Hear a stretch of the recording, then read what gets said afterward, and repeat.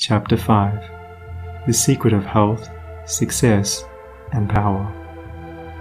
We all remember with what intense delight, as children, we listened to the never-tiring fairy tale. How eagerly we followed the fluctuating fortunes of the good boy or girl, ever protected in the hour of crisis from the evil machinations of the scheming witch, the cruel giant, or the wicked king. And our little hearts never faltered for the fate of the hero or heroine, nor do we doubt their ultimate triumph over all their enemies, for we knew that the fairies were infallible, and that they would never desert those who had consecrated themselves to the good and the true. And what unspeakable joy pulsated within us when the fairy queen, bringing all her magic to bear at the critical moment, scattered all the darkness and trouble, and granted them the complete satisfaction of all their hopes, and they were, happily ever after. With the accumulating years and an ever-increasing intimacy with the so-called realities of life, our beautiful fairy world became obliterated, and its wonderful inhabitants were relegated, in the archives of memory, to the shadowy and unreal. And we thought we were wise and strong in thus leaving forever the land of childish dreams. But as we re-become little children in the wondrous world of wisdom, we shall return again to the inspiring dreams of childhood, and find that they are, after all, realities. The fairy folk, so small and nearly always invisible, yet possessed of an all-conquering and magical power, who bestow upon the good, health, wealth, and happiness, along with all the gifts of nature in lavish profusion, start again into reality, and become immortalized in the soul realm of him who, by growth in wisdom, has entered into a knowledge of the power of thought and the laws which govern the inner world of being. To him the fairies live again as thought people, thought messengers, thought powers working in harmony with the overruling good. And they who, day by day, endeavor to harmonize their hearts with the heart of the supreme good, do in reality acquire true health, wealth, and happiness. There is no protection to compare with goodness, and by goodness I do not mean a mere outward conformity to the rules of morality. I mean pure thought, noble aspiration, unselfish love, and freedom from vainglory. To dwell continually in good thoughts is to throw around oneself a psychic atmosphere of sweetness and power which leaves its impress upon all who come in contact with it. As the rising sun puts to rout the helpless shadows, so are all the impotent forces of evil put to flight by the searching rays of positive thought, which shine forth from a heart made strong in purity and faith. Where there is sterling faith and uncompromising purity, there is health, there is success, there is power. In such a one, disease, failure, and disaster can find no lodgment, for there is nothing on which they can feed. Even physical conditions are largely determined by mental states, and to this truth the scientific world is rapidly being drawn.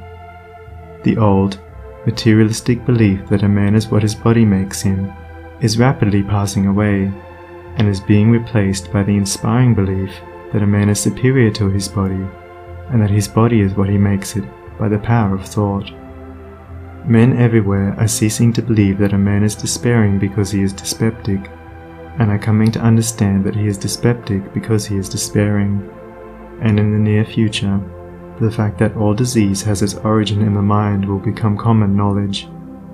There is no evil in the universe but has its root and origin in the mind, and sin, sickness, sorrow, and affliction do not, in reality, belong to the universal order, are not inherent in the nature of things, but are the direct outcome of our ignorance of the right relations of things. According to tradition, there once lived, in India, a school of philosophers who led a life of such absolute purity and simplicity that they commonly reached the age of 150 years, and to fall sick was looked upon by them as an unpardonable disgrace, for it was considered to indicate a violation of law. The sooner we realize and acknowledge that sickness, far from being the arbitrary visitation of an offended God, or the test of an unwise providence, is the result of our own error or sin, the sooner we shall enter upon the highway of health. Disease comes to those who attract it, to those whose minds and bodies are receptive to it, and flees from those whose strong, pure, and positive thought sphere generates healing and life-giving currents. If you are given to anger, worry, jealousy, greed, or any other inharmonious state of mind and expect perfect physical health, you are expecting the impossible, for you are continually sowing the seeds of disease in your mind. Such conditions of mind are carefully shunned by the wise man, for he knows them to be far more dangerous than a bad drain or an infected house. If you would be free from all physical aches and pains, and would enjoy perfect physical harmony, then put your mind in order and harmonize your thoughts.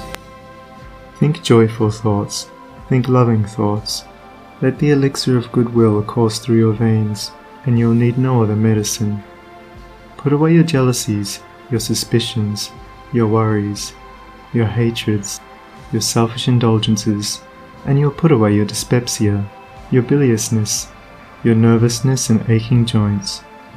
If you will persist in clinging to these debilitating and demoralizing habits of mind, and do not complain when your body is laid low with sickness.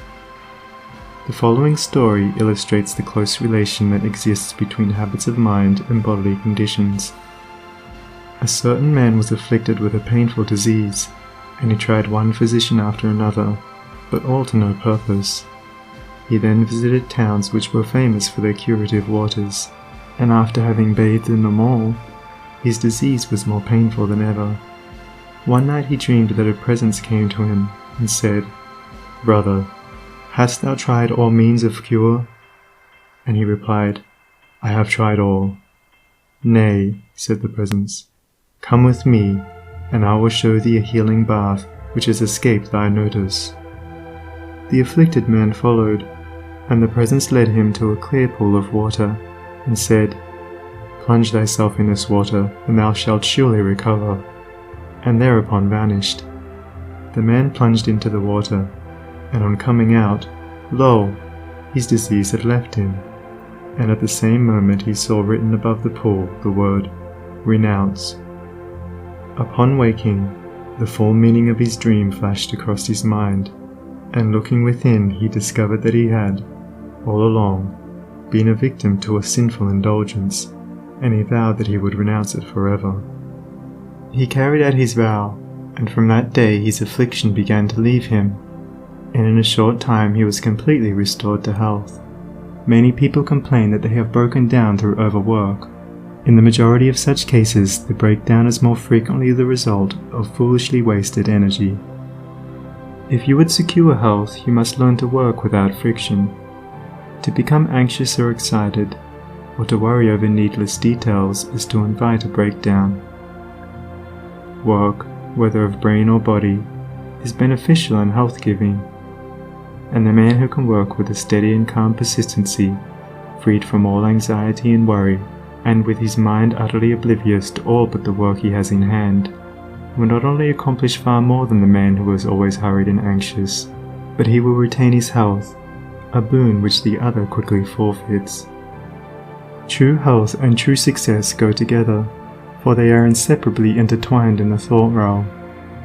As mental harmony produces bodily health, so it also leads to a harmonious sequence in the actual working out of one's plans. Order your thoughts and you will order your life. Pour the oil of tranquility upon the turbulent waters of the passions and prejudices, and the tempests of misfortune, howsoever they may threaten, will be powerless to wreck the bark of your soul as it threads its way across the ocean of life.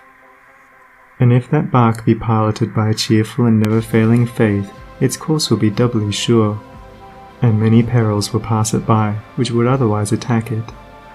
By the power of faith, every enduring work is accomplished. Faith in the Supreme, faith in the overruling law, faith in your work, and in your power to accomplish that work.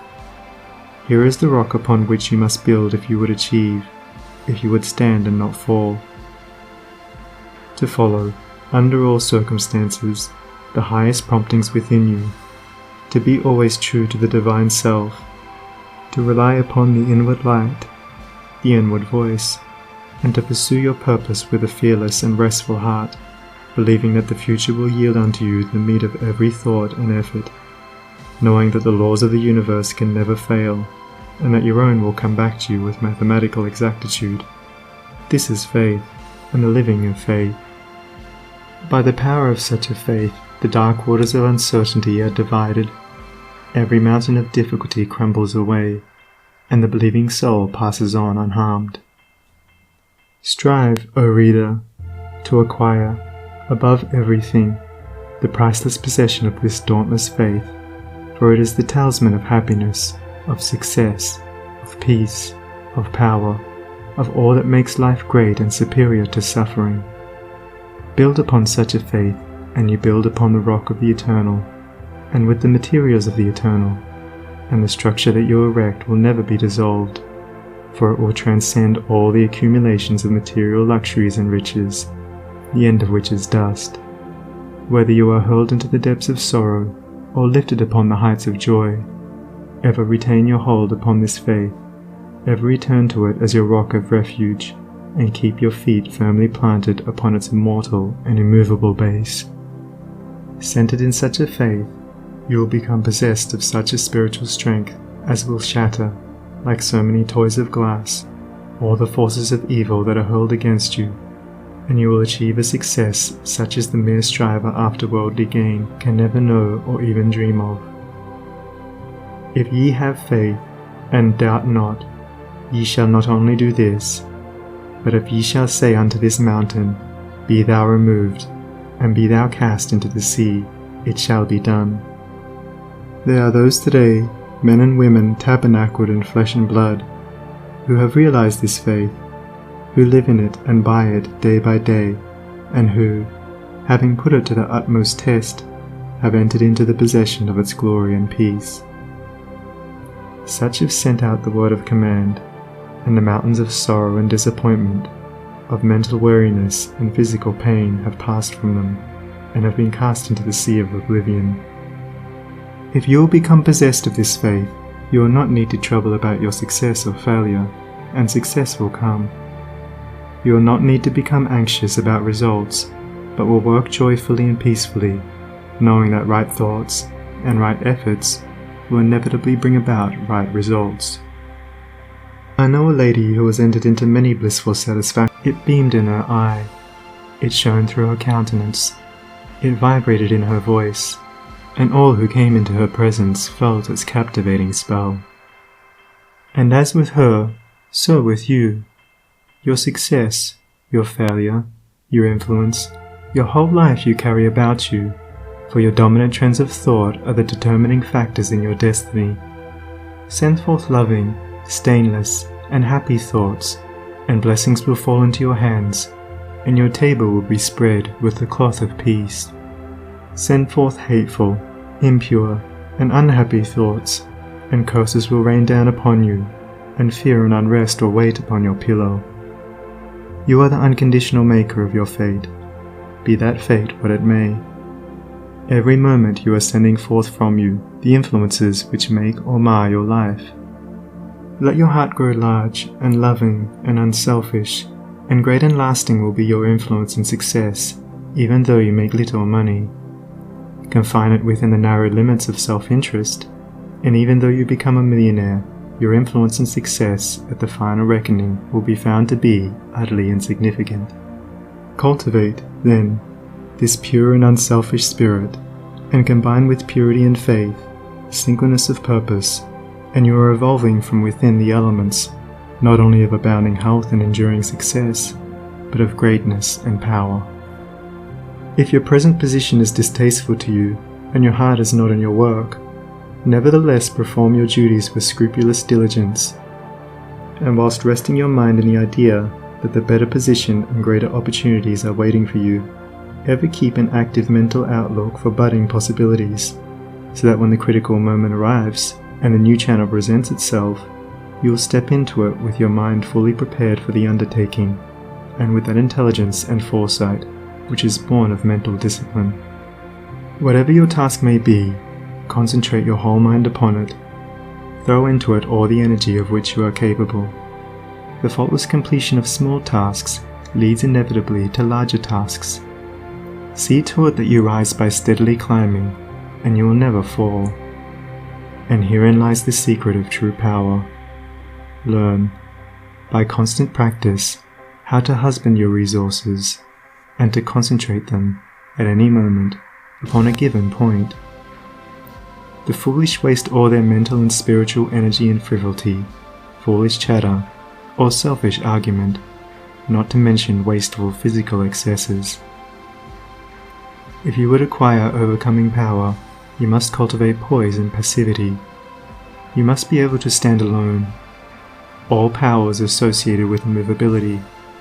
The mountain, the massive rock, the storm-tried oak, all speak to us of power, because of their combined solitary grandeur and defiant fixity, while the shifting sand, the yielding twig, and the waving reed speak to us of weakness, because they are movable and non-resistant, and are utterly useless when detached from their fellows.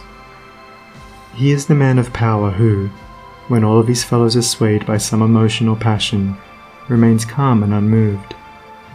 He only is fitted to command and control who has succeeded in commanding and controlling himself. The hysterical, the fearful, the thoughtless and frivolous, let such seek company, or they will fall for lack of support. But the calm, the fearless, the thoughtful, and let such seek the solitude of the forest, the desert, and the mountain top, and to their power more power will be added, and they will more and more successfully stem the psychic currents and whirlpools which engulf mankind. Passion is not power, it is the abuse of power, the dispersion of power. Passion is like a furious storm which beats fiercely and wildly upon the embattled rock, whilst power is like the rock itself, which remains silent and unmoved through it all. That was a manifestation of true power when Martin Luther, wearied with the persuasions of his fearful friends, who were doubtful as to his safety should he go to Worms, replied, "If there were as many devils in Worms as there are tiles on the housetops, I would go." And when Benjamin Disraeli broke down in his first parliamentary speech, and brought upon himself the derision of the House, that was an exhibition of germinal power when he exclaimed, "The day will come when you will consider it an honour to listen to me." When that young man, whom I knew, passing through continual reverses and misfortunes, was mocked by his friends and told to desist from further effort, and he replied, "The time is not far distant when you will marvel at my good fortune and success," he showed that he was possessed of that silent and irresistible power which is taking him over innumerable difficulties, and crowned his life with success. If you have not this power, you may acquire it by practice, and the beginning of power is likewise the beginning of wisdom. You must commence by overcoming those purposeless trivialities to which you have hitherto been a willing victim. Boisterous and uncontrolled laughter, slander and idle talk, and joking merely to raise a laugh, all these must be put on one side as so much waste of valuable energy. St. Paul never showed his wonderful insight into the hidden laws of human progress to greater advantage than when he warned the Ephesians against foolish talking and jesting which is not convenient. For to dwell habitually in such practices is to destroy all spiritual power and life. As you succeed in rendering yourself impervious to such mental dissipations, you will begin to understand what true power is, and you will then commence to grapple with the more powerful desires and appetites which hold your soul in bondage, and bar the way to power, and your further progress will then be made clear. Above all, be of single aim. Have a legitimate and useful purpose, and devote yourself unreservedly to it. Let nothing draw you aside. Remember that the double-minded man is unstable in all his ways. Be eager to learn but slow to beg. Have a thorough understanding of your work, and let it be your own. And as you proceed, ever following the inward guide, the infallible voice, you will pass on from victory to victory, and will rise step by step to higher resting places, and your ever-broadening outlook will gradually reveal to you the essential beauty and purpose of life. Self-purified, health will be yours. faith protected, success will be yours. Self-governed, power will be yours. And all that you do will prosper, for, ceasing to be a disjointed unit, self-enslaved, you will be in harmony with the great law, working no longer against, but with, the universal life, the eternal good. And what health you gain, it will remain with you. What success you achieve will be beyond all human computation, and will never pass away. And what influence and power you wield will continue to increase throughout the ages, for it will be a part of that unchangeable principle which supports the universe. This, then, is the secret of health, a pure heart and a well-ordered mind. This is the secret of success, an unfaltering faith and a wisely directed purpose, and to rein in, with unfaltering will, the dark steed of desire. This is the secret of power. All ways are waiting my feet to tread, the light and dark, the living and the dead, the broad and narrow way, the high and low, the good and bad, and with quick step or slow, I now may enter any way I will, and find, by walking, which is good, which ill. And all good things my wandering feet await, if I but come, with vow inviolate, unto the narrow, high and holy way of heart-born purity, and therein stay, walking, secure from him who taunts and scorns, to flowery meads across the path of thorns. And I may stand where health, success, and power await my coming, if, each fleeting hour, I cling to love and patience, and abide with stainlessness, and never step aside from high integrity. So shall I see at last the land of immortality. And I may seek and find, I may achieve, I may not claim, but, losing, may retrieve. The law bends not for me, but I must bend unto the law. If I would reach the end of my afflictions, if I would restore my soul to light and life, and weep no more. Not mine the arrogant and selfish claim to all good things, be mine the lowly aim, to seek and find, to know and comprehend, and wisdom-ward all holy footsteps wend. Nothing is mine to claim or to command, but all is mine to know and understand. End of chapter 5.